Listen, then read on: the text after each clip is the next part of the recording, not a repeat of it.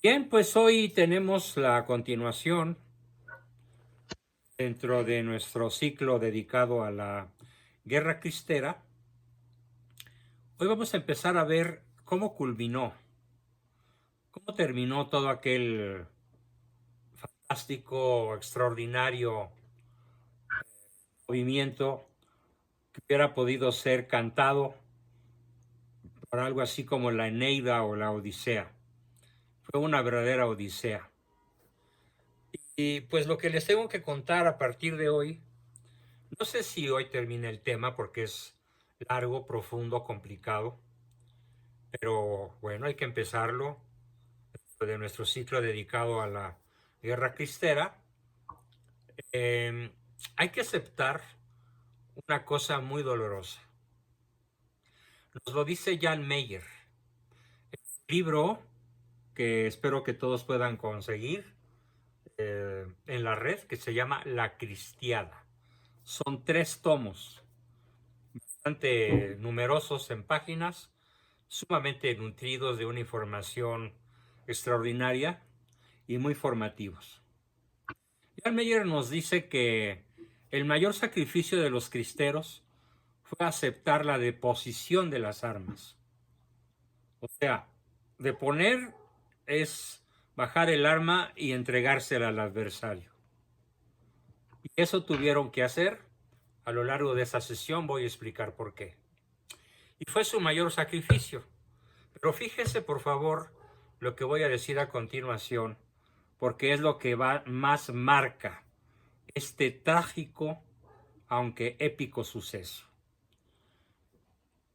La deposición de las armas de los cristeros, rifles, cañones, ametralladoras, pistolas, sables, bueno, y hasta resorteras que usaban los chiquillos para hostigar a los soldados federales, fue ordenada la deposición por aquellos que primeramente los apoyaron. ¿Quiénes? Los obispos.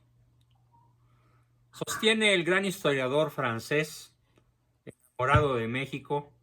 Él se declara México francófono, mexicano que habla español.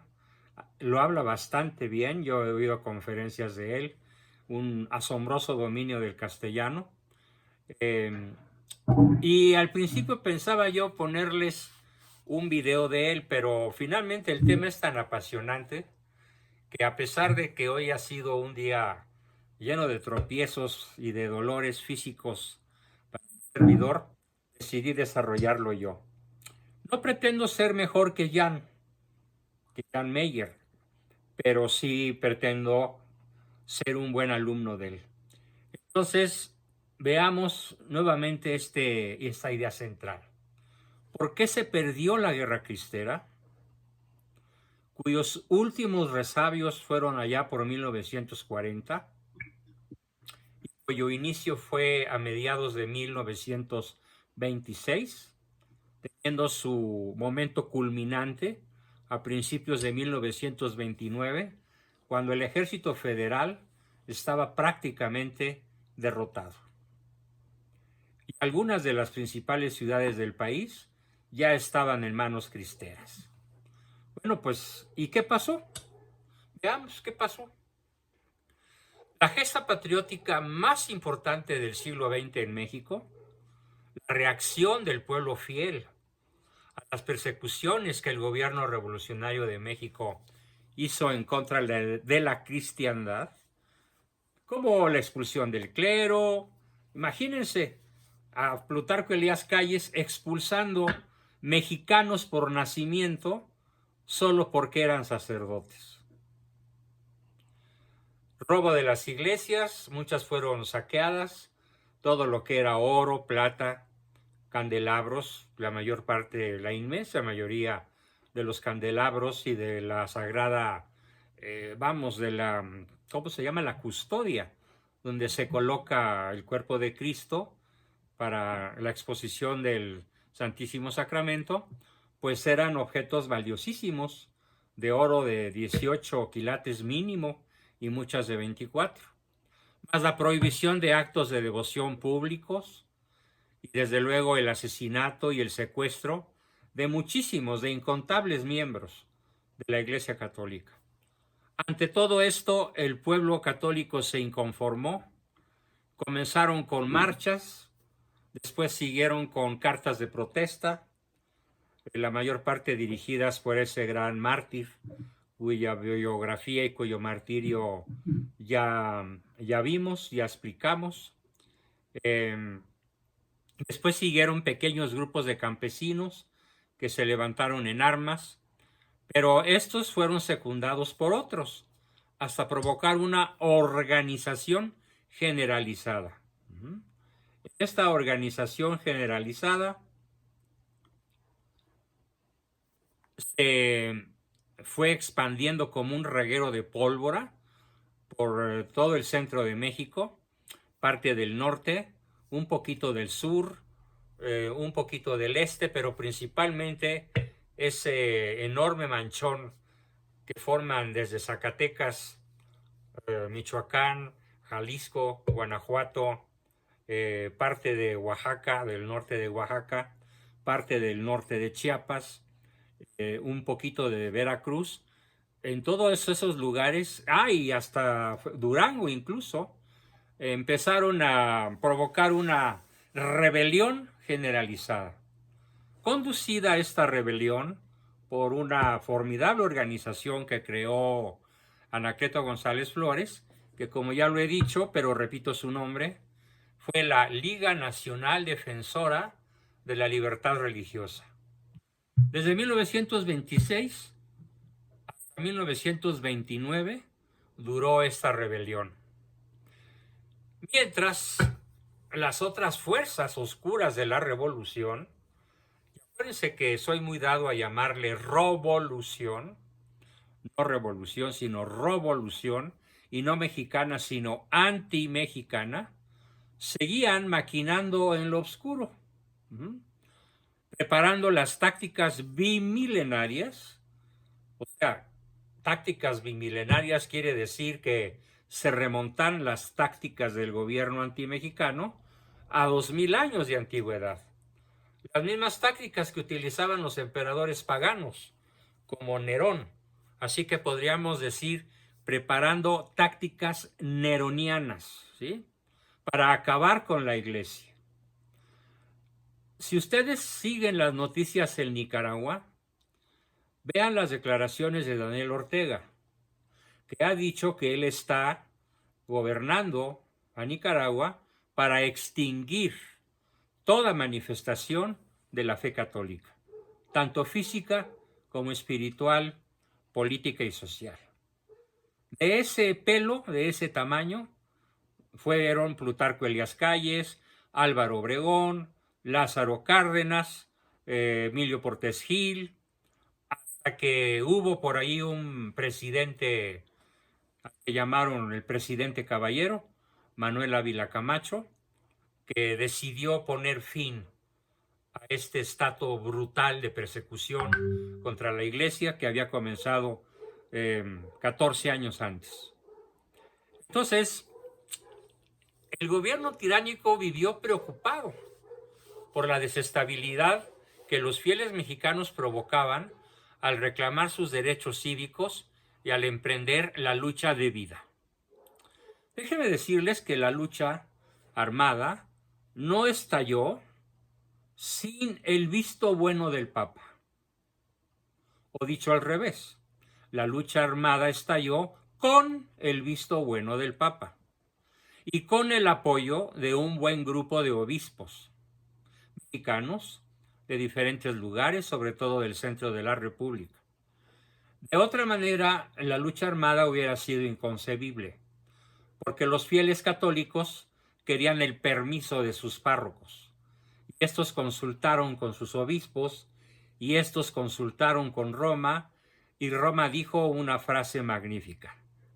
Después de estudiar acuciosamente la situación del pueblo de México, creemos que el levantamiento en armas, si bien doloroso, es la única manera mediante la cual podría restaurarse la libertad de cultos y el Estado de Derecho. Así que Roma no presentó ningún obstáculo a la lucha armada. Pero los acontecimientos se fueron desenrollando de una manera al principio de modo maravilloso, con triunfos sensacionales de las tropas guerrilleras católicas, al grado de que en la sección armada se dio la maravilla, el acto formidable, de que un general federal, el ejército, digamos, bajo las órdenes de Calles, el general Enrique Gorostieta, al ver la brutal tiranía, la inconcebible esclavitud a la cual Plutarco Elías Calles quería sujetar a la iglesia, decidió ir al centro de la rebelión en Guanajuato y buscar al principal jefe cristero de la zona y ponerse a sus órdenes. Al principio, pues fue visto con mucho recelo al Gorostieta, porque pues los católicos pensaban, no, pues este es un caballo de Troya, es un traidor que se disfraza de católico, que trae crucifijos, que reza el rosario, pero ¿cómo sabemos que realmente quiere apoyarnos? Y al ver Gorostieta que pues no tenía el apoyo de los líderes principales como Luis Navarro Rigel, por ejemplo, que había sido uno de sus contactos y que manifestaba mucha duda acerca de la honestidad de Enrique Gorostieta, pues Gorostieta la emprendió por su cuenta, con un puñado de soldados fieles a él, de su propio batallón, logró una primera victoria fulgurante contra el ejército federal y de esa manera empezó a ganarse la buena fe, el crédito de los principales jefes cristeros.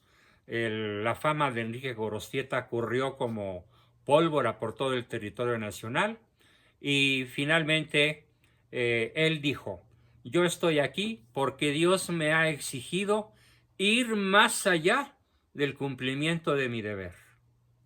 ¿A qué se refería con ir más allá?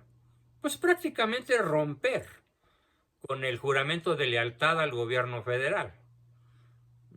Ir más allá del cumplimiento del deber era cumplirle a Cristo, cumplir con la fe de su esposa, de sus hijos y de él, que no había sido un buen católico, no había sido una persona practicante de nuestra fe, pero en el fondo de su corazón, como dice el dicho, en amores no vale matar la llama si en las cenizas queda encendida brasa. Y esas cenizas que todavía ardían en el fondo de su corazón, lo llevaron a cumplir un nuevo juramento por amor a Cristo. Pero he aquí que el 5 de junio de 1926, un personaje, quiero que se imaginen la peor película de terror que hayan visto en su vida, y pónganle a este embajador el rostro, las fauces de ese monstruo del espacio como Alien que hayan visto por ahí en alguna buena película. Me refiero a Dwight Morrow, el embajador plenipotenciario de los Estados Unidos. Viajó a verse con Monseñor Ruiz y Flores y Monseñor Pascual Díaz. Este delegado apostólico y... Ruiz y Flores, delegado apostólico del Vaticano. Y para Monseñor Pascual Díaz, secretario del Comité Episcopal, respectivamente. Y Dwight Morrow viajó desde San Luis, Missouri, hasta San Antonio, donde se reunió con estos monseñores para ir ultimando los detalles de las negociaciones. El día 9 de junio llegaron a la Ciudad de México, donde se encerraron de polvo y ladrillo y cemento, negándose a recibir, fíjense, negándose a recibir a los representantes de la Liga. Y al mismo Monseñor Mora, que era uno de los que apoyaban a los cristeros. Y luego se entrevistaron con con Emilio Portes Gil, en presencia de Dwight Morrow, y hubo un ligero forcejeo respecto de los posibles acuerdos, pero Morrow urgió a los obispos a negociar. Más no pueden conseguir, les dijo. El grupo radical presionaba a Portes Gil para que no negociara con el clero, pero por razones pragmáticas aconsejaban una tregua. Ya había terminado la presidencia de Plutarco, pero Emilio Portes Gil, que había heredado el trono de Plutarco, el cual seguía siendo el jefe máximo. Y bueno, hago un pequeño paréntesis para explicar que eso puede volver a suceder en el año 2024, que está a la vuelta de la esquina. ¿Qué puede volver a suceder? Un maximato. ¿Qué quiere decir un maximato? Pues fue el que ejerció Plutarco Elías Calles sobre sus sucesores y después Lázaro Cárdenas sobre sus sucesores, hasta que Manuel Ávila Camacho dijo basta e hizo la paz de alguna manera que disfrutamos desde ese año. Pero volviendo al punto donde estábamos, el día 20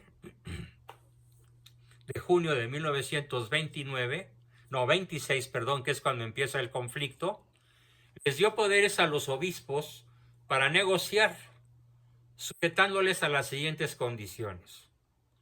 ¿Qué exigió el Papa?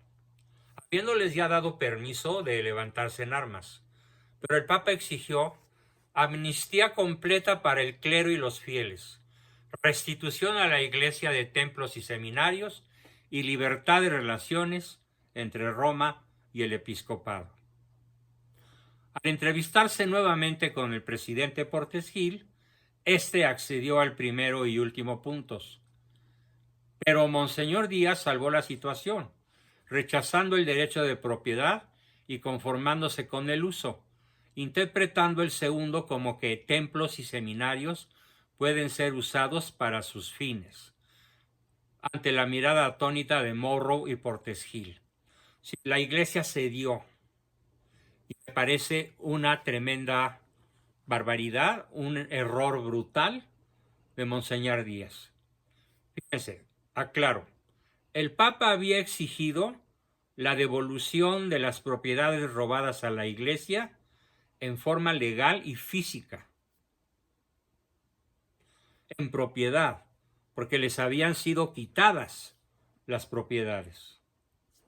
Y Monseñor Díaz, probablemente por ser un masón infiltrado, probablemente por debilidad, probablemente para garantizar los otros dos puntos de los arreglos, dijo no nos devuelvan la propiedad. Nos conformamos con que los templos y los seminarios puedan ser usados para sus fines. Su frase fue tan estruendosa que causaron el asombro del presidente Portes Gil y de Morrow. ¿Cómo? ¿Cómo es posible? Pero bueno, acordaron a comunicar a la prensa los arreglos, y esto ya fue después de 3 años de tensiones. De que sí, de que no, de que siempre sí, de que los arreglos van, pero todo en lo oscurito. Y mientras, ¿qué suceso es en el que más quiero llamar la atención de todos? El suceso que a mí más me indigna, me abruma, me duele, me subleva, y a veces tengo sentimientos de muchísimo coraje, de muchísima decepción y de tristeza, es el momento en el cual los obispos que habían en masa casi apoyado el levantamiento cristero empiezan a echarse para atrás. Probablemente la hipótesis de Jan Meyer y de un servidor coinciden, es que los obispos, al enterarse de que habían negociaciones en Palacio, en donde estaban asistiendo los monseñores ya mencionados, Y Emilio Portes Gil, el nuevo presidente, aunque los arreglos ya habían empezado a discutirse desde la época de Calles, muchos obispos que probablemente se enteraron, no sabemos exactamente cómo, pero cuando tú quieres, digamos, tú quieres lograr que un grupo de personas no sepa algo, elévalo a la categoría de secreto. Y entonces es así como muchos chismosos van a irle diciendo a varias personas, oye, es un secreto, no se lo comentes a nadie, pero como a ti te aprecio mucho, ahí te va. Yo creo que a muchos de nosotros nos ha pasado eso en nuestra vida cotidiana, ¿no? Bueno, pues eso es lo que debió haber pasado en esos 3 años de estira y afloja, pero el hecho es que mientras los cristeros se rajaban la cara y el cuerpo y exponían su vida, y de hecho muchísimos murieron. Estamos hablando de 200,000 muertos por el lado del ejército cristero. 200,000 asesinados, se puede decir, por el ejército federal. Y en ese lapso, con el chisme corriendo de que había arreglos en el fondo de la oscuridad del Palacio Nacional, ojo, aquí viene la cosa más triste que les quiero platicar. Los obispos se fueron echando para atrás y les fueron diciendo a las partidas de su región, oigan, vamos a negociar, paren la guerra. Y un día uno y un día otro, y 3 meses después otro, y una semana después otro, y otro, y otro, y otro. Y así llegó un momento en el que todos los obispos, excepto uno, les habían retirado su apoyo a todos los grupos cristeros de todo el país. Y nos dice Jan Meyer, un historiador tremendamente honesto que no tiene por qué mentir, porque él partió, como lo dice, de las bases de la documentación oficial de la Iglesia, de los cristeros y del gobierno, y reuniendo durante muchos años de trabajo, reuniendo documentos oficiales de la Iglesia, de obispos y sacerdotes, y reuniendo documentos de la Liga Nacional Defensora de la Libertad Religiosa y de los grupos cristeros que andaban en el campo persiguiendo soldados federales y documentos del gobierno federal, fue como construyó su libro La Cristiada. Y en el libro La Cristiada sostiene que si el apoyo original que habían dado los obispos a la guerra armada, a la guerra cristera, se hubiera mantenido hasta el final, hoy tendríamos un gobierno católico. Porque el triunfo de los cristeros hubiera sido tan abrumador como empezó a ser a lo largo de la lucha armada, pero pronto, por ahí del año y medio después de combates, se empezó a ver que los obispos se empezaban a echar para atrás y entonces los grupos de guerrilleros católicos pues ya no se sentían tan apoyados y muchos de ellos se desmoralizaron e incluso se desbandaron. Así que no perdamos de vista la tesis central de Jan Meyer. Si los obispos no se hubieran rajado, dicho a la mexicana, como Jan Meyer no conoce muchas expresiones mexicanas, pero yo prefiero decirlo así. Él lo dice, si no se hubieran echado para atrás, y yo digo, si no se hubieran rajado, el destino de México hubiera sido radicalmente opuesto al que hoy nos abruma. Porque tenemos ya prácticamente 92 años de revolución, desde 1929. Veamos, ¿cómo fue la campaña de enfriamiento? Sí, porque hubo una verdadera campaña para enfriar a los soldados cristeros. En los campos, el gobierno utilizaba aviones para arrojar salvoconductos. Espero que se entienda la palabra salvoconducto. Algo así como tú, soldado católico, si das tu nombre en esta boleta que está cayendo desde este avión y pides un salvoconducto para que se respete tu vida y entregues tus armas, tienes el apoyo y la palabra del presidente de la República. Y muchísimos de ellos se tragaron el cuento del salvoconducto y muchísimos de ellos fueron asesinados después de firmar el salvoconducto y de entregar sus armas. Imagínense el impacto que esto tuvo en el grueso del ejército cristero. Y arrojaban periódicos con noticias arreglistas. O sea, oigan, soldados cristeros, sus altos jefes eclesiásticos ya se están arreglando con el gobierno de la República para que ustedes depongan las armas y vamos a respetar sus vidas, sus haciendas y todo lo que ustedes hayan perdido se les va a restituir. En periódicos como si fueran noticias. Y claro, eran falsas. Pero el gobierno tenía aviones para hacer eso.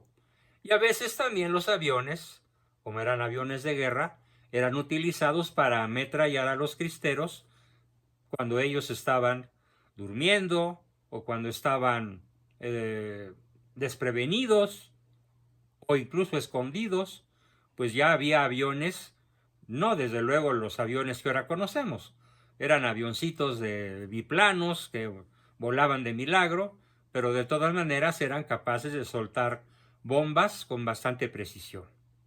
Y además tenían ametralladoras colocadas estratégicamente encima de las alas superiores. Y además enviaban también en avión a todos los campos cristeros documentos firmados por obispos diciendo que ya no era lícito apoyar a los cristeros. Tras el desconcierto inicial, aquellos sencillos campesinos, al ver abiertas nuevamente las iglesias, porque el gobierno y muchos obispos comenzaron a abrir las iglesias, y al volver a oír el tañer de las campañas, creyeron que habían triunfado sobre el perseguidor. Fíjense qué grave, creyeron que habían triunfado. Y poco a poco abandonaron las filas de la Guardia Nacional, sin que los jefes pudieran impedirlo. Porque muchos de los jefes con mayor nivel cultural, pues no se tragaron el cuento de toda aquella propaganda caída de los aviones. El gobierno había obrado hábilmente explotando las diferencias entre los católicos. ¿Sí?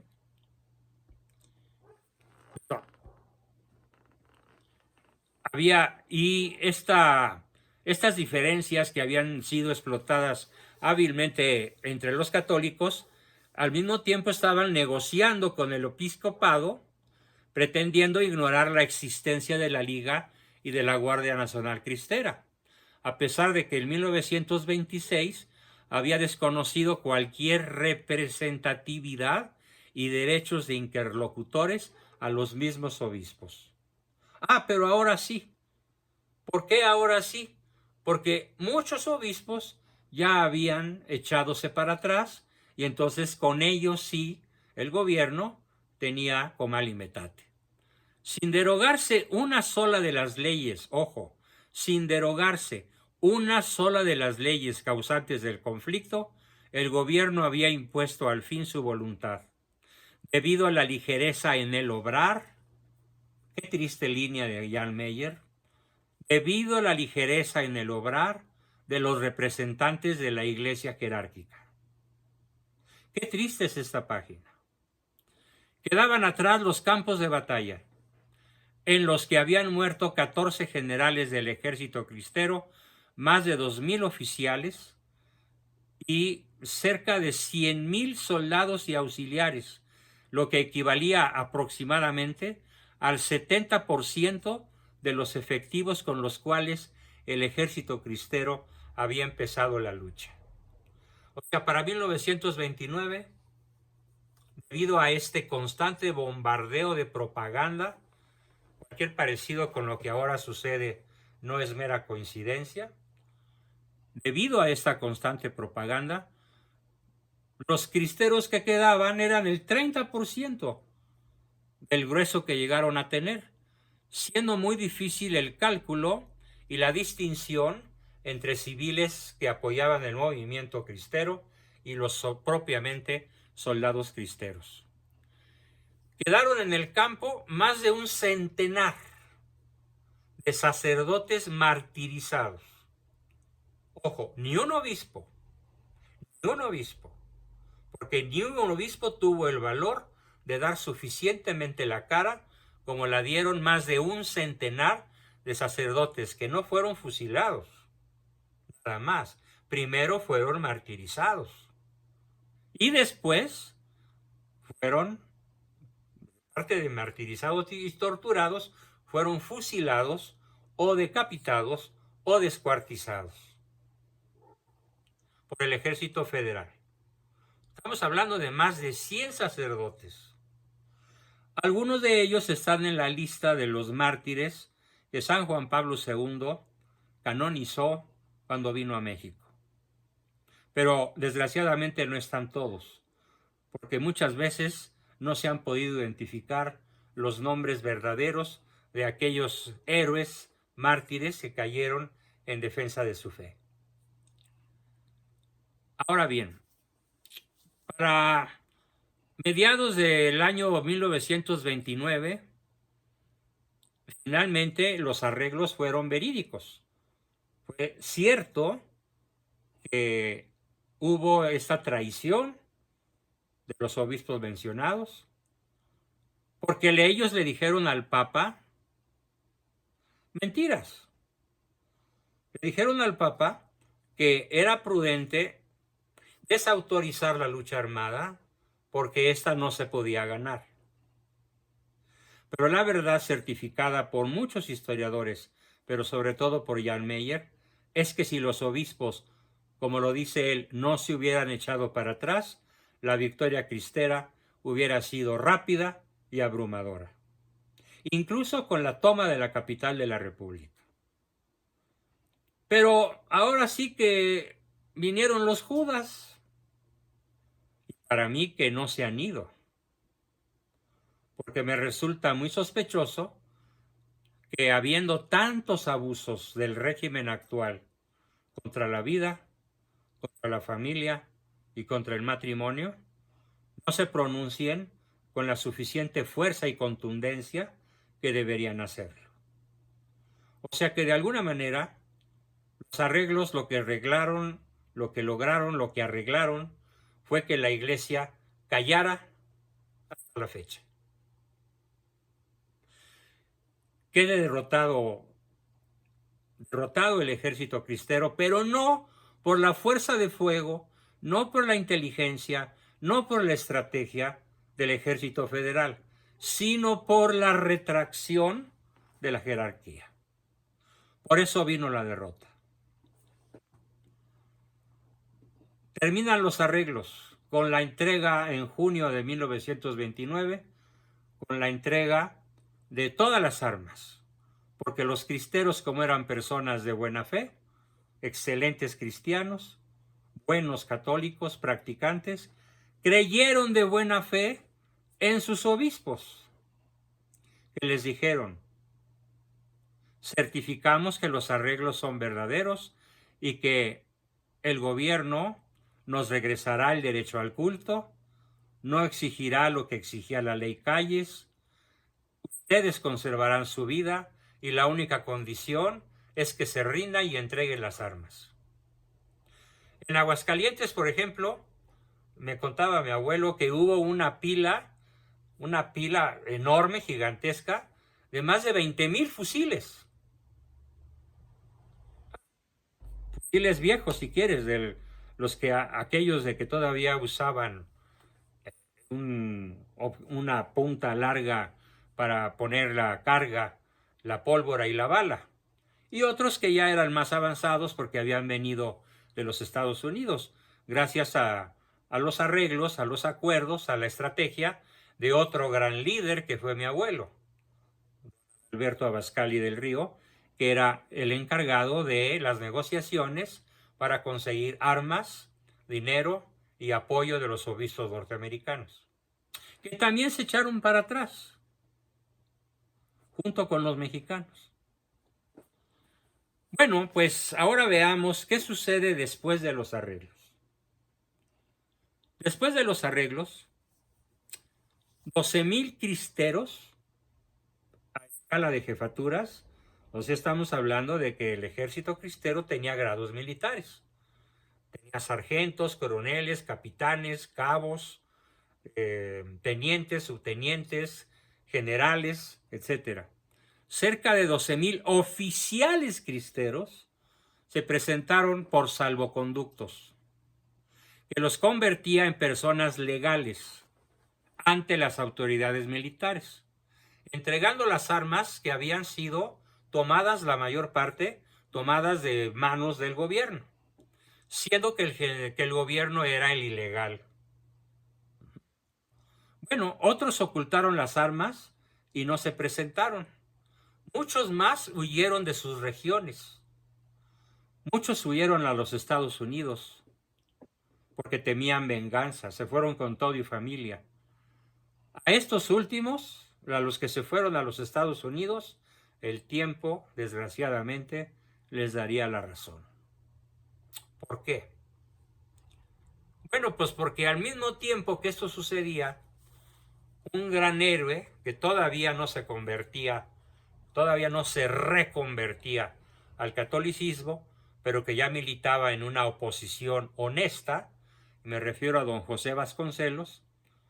En 1929, a finales de 29, fue derrotado en un gigantesco fraude electoral y tuvo que abandonar el país.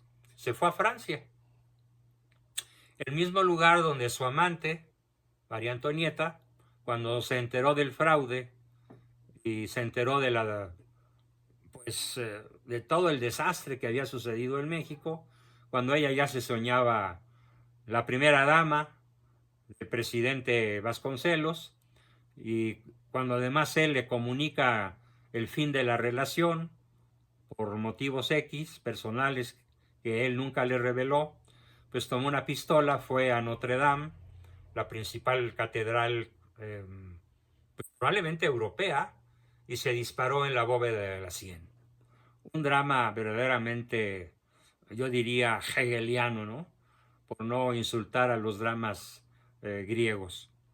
Bueno, pues don José Vasconcelos, derrotado y habiendo abandonado el país, entonces los caciques locales y las autoridades militares comunes se lanzaron, atención, se lanzaron al exterminio de los cristeros. Exterminio, entiéndase la palabra, que no quede ni uno solo. Ni un solo general, ni un solo mando, mandos altos, mandos intermedios y mandos bajos, y ni un solo soldado cristero. Se lanzaron al exterminio de los cristeros. La mayoría de los jefes se habían vuelto a sus casas, fueron asesinados. En algunos lugares se perpetraron verdaderas matanzas, como en el pueblo de Bolaños, Jalisco, donde fueron asesinados simultáneamente 150 cristeros de altos mandos que habían entregado las armas, creyendo torpemente en la promesa de sus obispos y en la promesa de Emilio Portes Gil. Ya era presidente.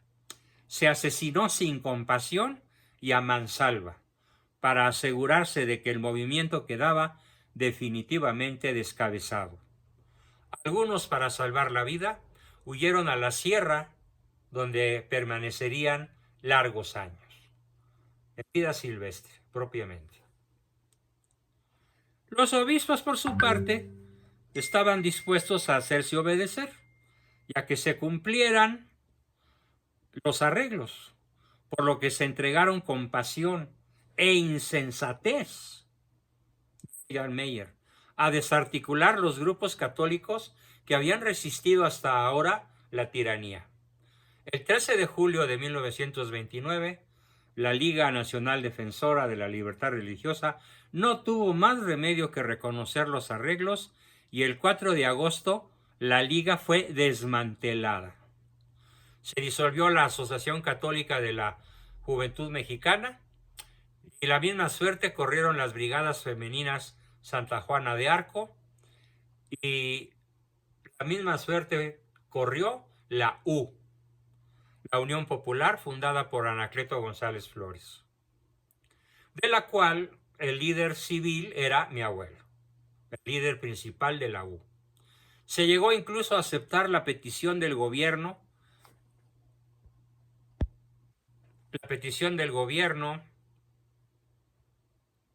de invitar a abandonar el país a Monseñor Orozco. El único que había permanecido, Monseñor Orozco, fue el único que había permanecido con sus fieles en la lucha, ya que en el gobierno nunca había podido capturar. Recuerden que el martirio de Anacleto, uno de los motivos por el cual fue torturado de infinitas maneras, fue porque los federales, con al frente el general Ferreira, le exigían que confesara, que describiera con precisión el paradero de Monseñor Orozco, cosa que Anacleto nunca hizo, ni ningún cristero torturado, ningún sacerdote torturado, por crueles que fuesen sus torturas, denunciaron a Monseñor Orozco y los federales nunca supieron dónde estaba.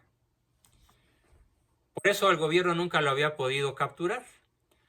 Había obispos intransigentes, como Monseñor González y Valencia y Monseñor Manríquez y Zárate, que estaban deportados y que creen, a pesar de que ya había los arreglos, se les impidió regresar al país. No tuvieron derecho a regresar a su patria.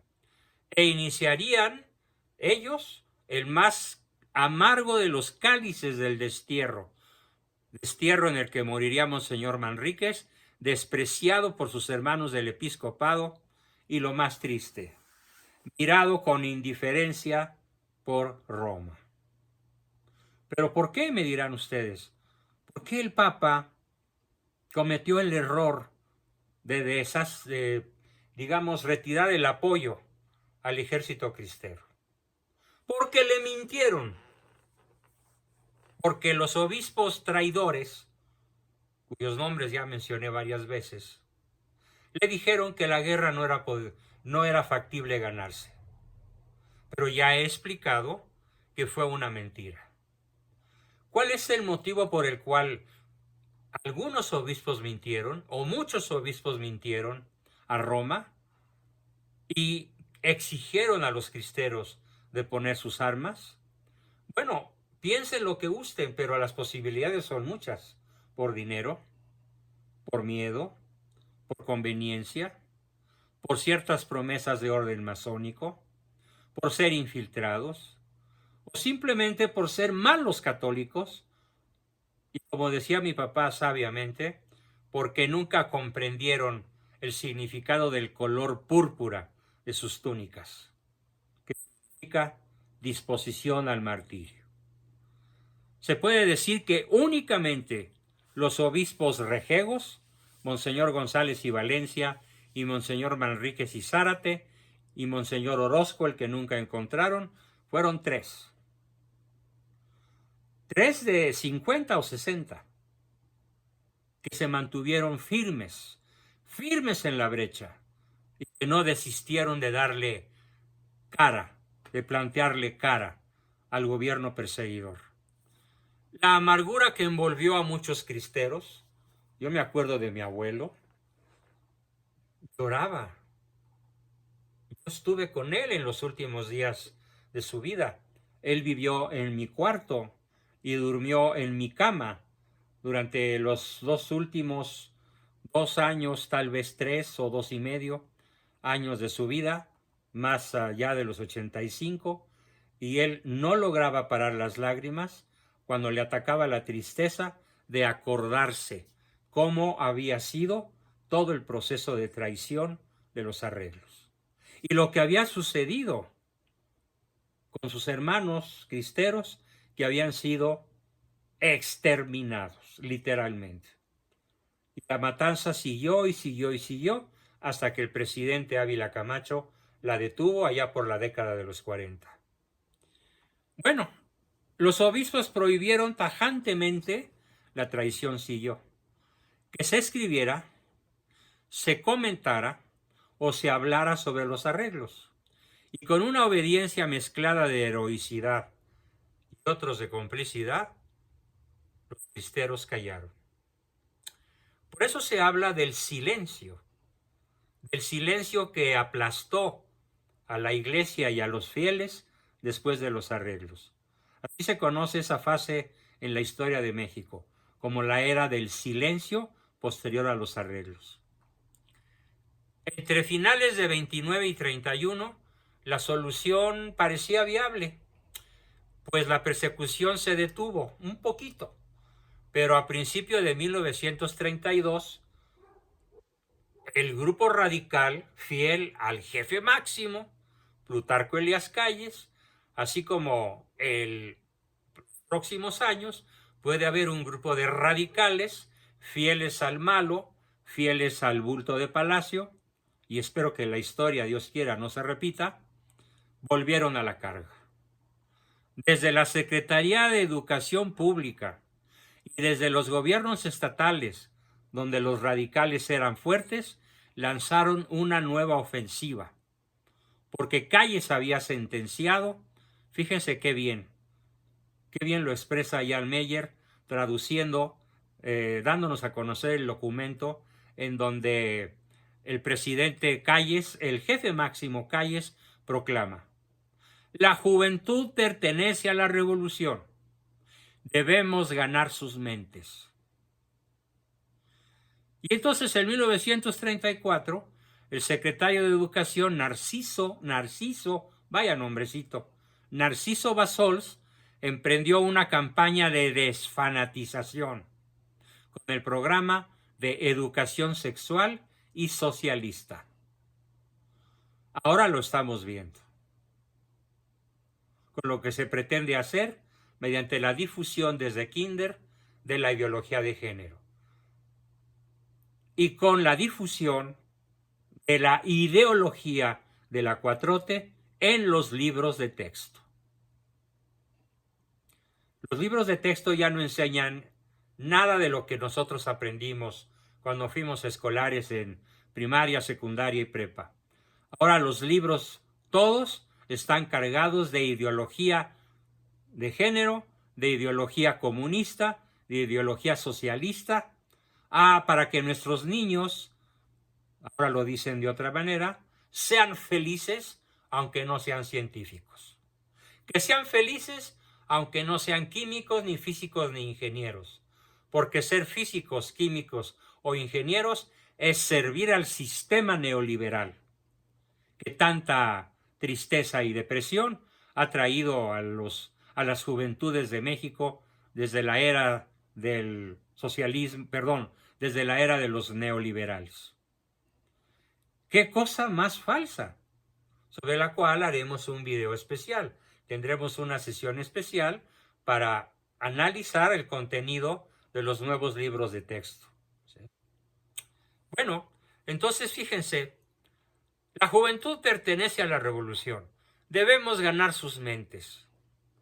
Muchos cristeros volvieron a echarse al monte en 1934, pero inmediatamente fueron condenados por los obispos, que querían evitar otra guerra. El ejército cristero se había reorganizado y había sacado experiencia de la guerra anterior. Y así se dio hacia mediados de 1935 la Segunda Cristiada, que se extendió a 15 estados y que tuvo cerca de 7.500 hombres. Si los comparamos con los 200.000 de la primera cristiera, de la primera guerra cristera, pues 7.500 es un puñado. Pero sin el apoyo popular masivo que ya les creía a los obispos y con la hostilidad de la jerarquía, se vieron obligados a practicar una guerra sintética más parecida al terrorismo, dirigida ya no contra los soldados, sino contra los oficiales y los funcionarios del gobierno, así como contra los maestros desfanatizadores, que eran los verdaderamente fanáticos. Nuevamente se cerraban las iglesias de los estados y Monseñor Pascual Díaz decía, desconsolado, que podía hablarse ya de la muerte de la iglesia en México. Porque para ese año, 1934, solo había 500 sacerdotes autorizados por el gobierno en todo el país.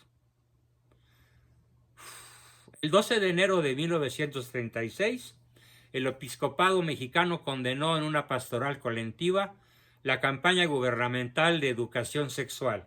Bueno, menos mal que la condenaron. Al mismo tiempo que en San Felipe Torres Mochas, los fieles lincharían, terrible, los fieles lincharían en San Felipe Torres Mochas a todos los miembros de una brigada cultural gobiernista desfanatizadora. O sea, de masones que iban a arrancar a la juventud, a arrancar a la juventud del amor a Cristo y de la lealtad a la Iglesia. Pues se encontraron con las armas, con la furia, con la indignación legítima de los habitantes de ese pueblito oaxaqueño y hasta ahí llegaron con su lucha absurda, injusta, luciferina, supuestamente desfanatizadora de la juventud mexicana para que ésta siguiera perteneciendo al gobierno. ¿Andas haciendo ella en persona? Ah, no son favoritos. Aislados los grupos armados, surgió un movimiento de corte cívico y pacífico para luchar contra la nueva embestida. El Movimiento Nacional Sinarquista. Y aquí hace aparición mi ilustre padre, don Salvador Abascal Infante, del cual platicaremos en sesiones futuras. Es más, le toca la próxima sesión saber, conocer, profundizar sobre esa figura egregia que es mi señor padre, figura egregia a la cual los historiadores lo denominan así. Salvador Abascal Infante, el mexicano que desafió a la revolución con el Movimiento Nacional Sinarquista. Algunas hazañas de don Salvador les voy a platicar, algunas hazañas que fueron un triunfo definitivo hasta la fecha, sobre todo en el estado de Tabasco. Pero como tal, el Movimiento Nacional Sinarquista fue pronto dividido, bueno, para la década de los 40, el nuevo presidente Lázaro Cárdenas, comprendiendo la gravedad de los hechos y con gran realismo, Cárdenas, a pesar de su fe marxista, detuvo la batalla de la escuela. Cedió ante la fuerza del Movimiento Nacional Sinarquista y los cultos que estaban nuevamente autorizados en todo el país, con excepción del estado de Tabasco, se abrieron. Pero ¿quién abrió Tabasco a los cultos? ¿Quién liberó a Tabasco personalmente? ¿Quién hizo que en Tabasco volviera a haber templos abiertos, sacerdotes heroicos, valiosísimos, y que el culto se restableciera como en muy pocos otros lugares del país? Bueno, pues esto fue hecho por don Salvador Abascal Infante, el mexicano que desafió a la revolución y que será la materia de la próxima sesión del viernes próximo. Por ahora termino mi exposición y pasamos a la parte de preguntas, comentarios, aportaciones y todo lo que nos quieran preguntar o aportar o qué quieren. Adelante, por favor.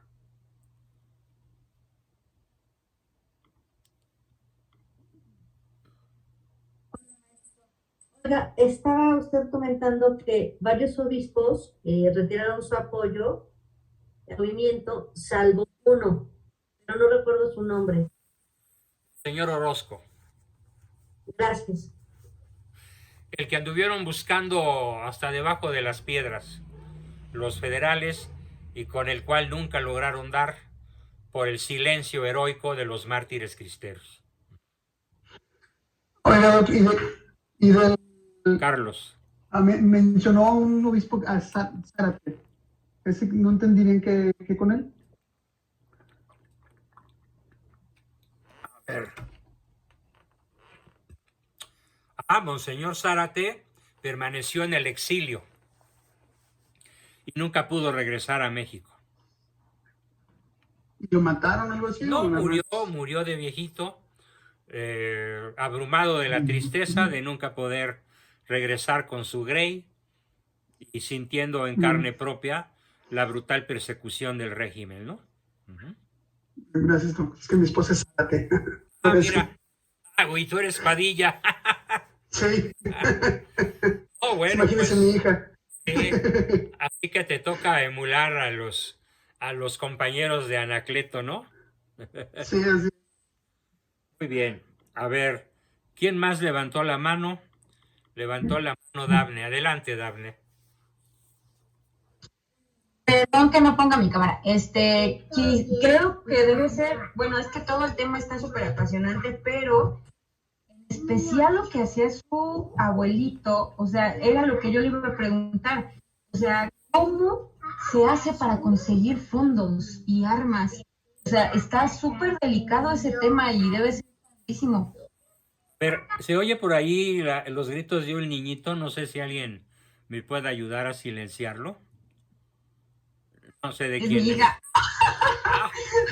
Si pudiera silenciar. Bueno. Si me ayuda. No, pues cómo. Bueno, a ver, es una larga historia, no creas que es sencilla. Pero los que más apoyaron a mi abuelo directamente con dinero en efectivo, con dólares y hasta con monedas de oro o de plata, fueron los obispos norteamericanos. Y algunos ricos, algunos hombres ricos, sobre todo de Chicago y Nueva York. ¿Sí? Y muy pocos de Texas. No tengo los nombres, no, mi abuelo no. Mi abuelo tuvo una vida después de que vinieron los arreglos, tuvo una vida muy azarosa, fue muy perseguido y nunca pudo documentar muchas cosas. Y bueno, a mí me contaba cuando tenía sus momentos de lucidez, porque él padeció una enfermedad mental muy severa en los últimos años de su vida y solo se recuperaba con la ternura y el amor que le brindábamos sus nietos y mis padres. Y en sus ratos de lucidez nos contaba muchas cosas, pero desgraciadamente no tuvimos el cuidado de documentarlas. Bueno, pues yo era un niño de 9 años, difícilmente se me podía ocurrir eso. Sí, después con el tiempo escribí algunas cosas de que él me narraba, por supuesto, y algunas las puedo narrar en sesiones futuras, pero no recuerdo haber anotado los nombres de los benefactores. Y entonces él cruzaba de allá para acá la frontera, pues con la billetiza embarrada y amarrada a sus piernas, a su panza, a sus espaldas, y por fortuna tuvo siempre la suerte de poder pasar. E incluso algunas veces a los soldados a los guardias fronterizos, tanto gringos como mexicanos, cuando lo pescaban con el dinero en su cuerpo, les explicaba para qué era y siempre tuvo la providencial suerte de que nunca fuera detenido. Y pasó infinidad de veces en esos 3 años de lucha para, pues, imagínate, con dinero chilla el perro y baila la manteca, ¿no? Y como él decía, y truenan las ametralladoras. Era muy astuto, tenía mente de policía, de detective, una gran astucia, una gran imaginación, era una especie de MacGyver, siempre sabía encontrar soluciones magníficas en momentos apretados y su vida, pues sí, como tú lo dices, Dafne, fue verdaderamente fascinante, ¿no? Esperamos en sesiones próximas poder platicarles algo de lo que estás preguntando. Muy bien, tiene la mano levantada don Juan Osorio. Adelante, pero antes estaba Angélica. ¿Querías decir algo, Angie? Maestro, yo no. Es que tu cuadro está en verde, perdón. Juan Osorio, adelante. Buenas noches, maestro. Tengo entendido que la iglesia solo viajó convocó sacerdotes